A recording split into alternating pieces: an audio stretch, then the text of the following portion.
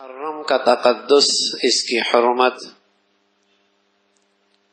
آپ علیہ الصلاۃ والسلام کے زمانے سے بھی پہلے کی چلی آ رہی ہے۔ یہودی 10 محرم کو روزہ رکھا کرتے تھے۔ آپ علیہ الصلاۃ والسلام مدینہ تشریف لائے، پتہ چلا کہ یہودی اس دن اس لیے روزہ رکھتے ہیں کہ ان کا نظریہ اور عقیدہ یہ ہے کہ موسیٰ علیہ الصلاۃ والسلام کو فرعون سے اس دن نجات ملی تھی، تو بطور شکر کے اس دن میں روزہ رکھتے تھے۔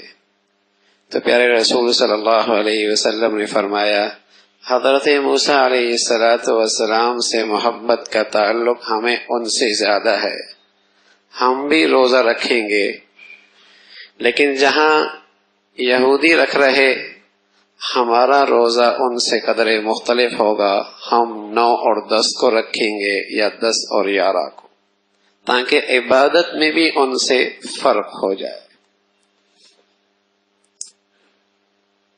تو اس کی فضیلت، اس کی حرمت پہلے سے چلی آ رہی ہے۔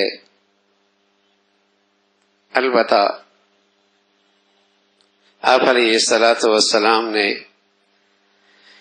اس مہینے کے بارے میں 2 ہدایات دی ہیں۔ ایک ہدایت تو یہ دی کہ اس دن روزہ رکھا جائے، نہ رکھا تو گناہ کوئی نہیں، رکھ لیا تو ثواب بہت ہے۔ نہ رکھا تو گناہ کوئی نہیں، رکھ لیا تو ثواب بہت ہے۔ ترغیب یہ ملی کہ 9 10 رکھ لو یا 10 11 رکھ لو۔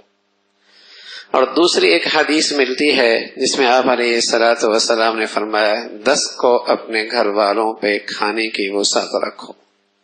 یہ 2 ارشادات اس مہینے کے متعلق ملتے ہیں۔